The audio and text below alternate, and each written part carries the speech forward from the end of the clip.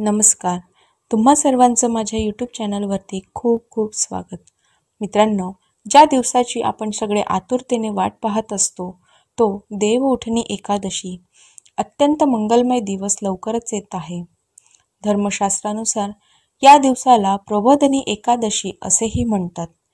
मित्रांनो, या सगळ्यात मोठ्या भागवत एकादशी म्हणजेच भागवत देव उठणी एकादशीच्या वेळेस तुम्हाला विवाहित महिलांना हे दोन काम करायचे आहेत.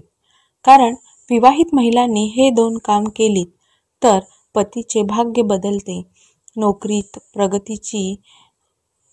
पतीची प्रगती होईल आणि पतीचा जर व्यापार असेल तर तो व्यापार जोरदार चालणार आहे. हो मित्रांनो, दिवाळी झाली आणि आता येईल म्हणजे देव उठणी एकादशी. कारण 4 महिन्याचा चातुर्मास संपतो तो दिवस असतो देव उठणी एकादशीचा दिवस.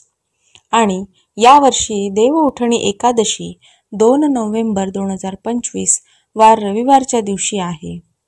देव उठणी एकादशीला प्रबोधिनी एकादशी सुद्धा म्हणतात, भागवत एकादशी सुद्धा म्हणतात.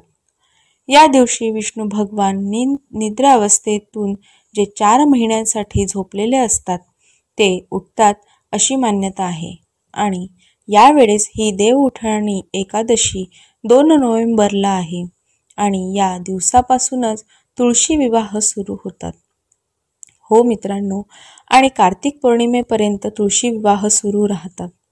तर आता देव उठणी एकादशी 2 नोव्हेंबरला आहे. अगदी 4 ते 5 दिवस राहिलेले आहेत. मोजून या 4-5 दिवस आहेत. तर या 4-5 दिवसांमध्ये विवाहित महिलांना या गोष्टी हे काळ करायचे आहे. अगदी सोपी आहेत.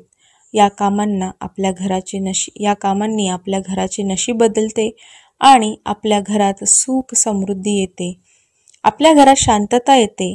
आणि खास करून विवाहित महिलांनी हे काम केले तर हे पतीसाठी भाग्य बदलणारे काम ठरते. पतीचे भाग्य तर बदलतेच, नोकरीत सुद्धा प्रगती होते आणि व्यापारसुद्धा व्यवस्थित आणि चांगला चालतो. आता ही 2 कामं कोणती आहेत? तर रोज सकाळी लवकर उठून अंघोळ करून आपल्या घरातील देवपूजा झाल्यानंतर विवाहित महिलांनी एक तांब्या घ्यायचा आहे, म्हणजे लोटा घ्यायचा आहे. मग तो तांब्याचा लोटा असेल किंवा स्टीलचा लोटा असेल, काही फरक पडत नाही. त्यामध्ये शुद्ध पाणी घ्यायचं. त्यामध्ये आपल्या घरात असलेले दूध 1 चम्मचभर त्या तांब्यात टाकायचा आणि व्यवस्थित एकत्रित करायचं. एका तांब्यात शुद्ध पाणी घेतल्यानंतर 1 चम्मच दूध टाकायचं.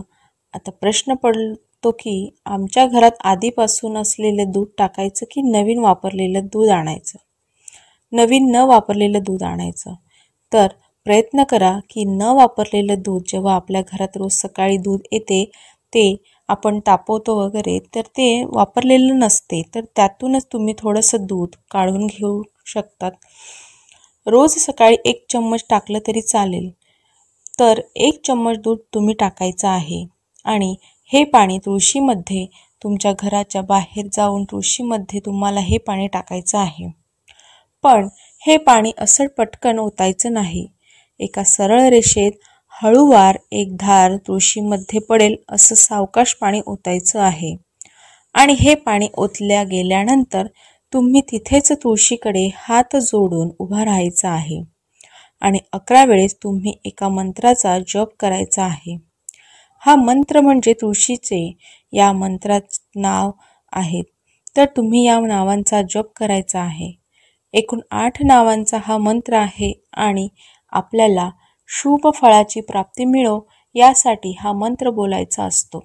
हा मंत्र म्हणजे वृंदावनी विश्वपावनी विश्वपूजिता पुष्पसारा नंदनीय तुलसी कृष्ण जीवनी, असा हा मंत्र आहे. याचा स्क्रीनशॉट काढून घ्या आणि तुम्ही आज उद्यापासून रोज अगदी 2 ते 3 दिवस तुम्हाला मिळाले तरी चालेल. पण 2 तारखेपर्यंत तुम्हाला हे 2 काम करायचेच आहेत. तांब्याभर पाणी, त्यात दूध मिश्रित करून तुळशीमध्ये टाकायचं आहे आणि हा मंत्र 11 वेळेस बोलायचा आहे. अगरबत्ती, दिवा सकाळी तुळशीला ओवाळायचा आहे. हे तुम्ही 1 ते 2 दिवस जरी मिळाले तरी 2 तारखेपर्यंत तुम्ही हे करा, कारण तुळशी आपल्या घराचे भाग्य बदलते. आपल्या घरात येणाऱ्या नकारात्मकतेला, राहू केतूला, वाईट शक्तीला, बाधेला, अडचणीला आपल्या घराच्या बाहेरच थांबवून ठेवते. आणि आता तुळशीचे दिवस सुरू होत आहे, तर 2 तारखेपर्यंत विष्णूला प्रसन्न करण्यासाठी, लक्ष्मीला प्रसन्न करण्यासाठी तुळशी पूजन अत्यंत महत्त्वाचे आहे. नक्की करा आणि याचा फायदा तुम्हाला, याचं फळ नक्की होईल. ही माहिती आवडली असेल तर व्हिडिओला लाईक करा, शेअर करा आणि आपल्या चॅनलला सबस्क्राईब करायला विसरू नका. धन्यवाद. श्री स्वामी समर्थ.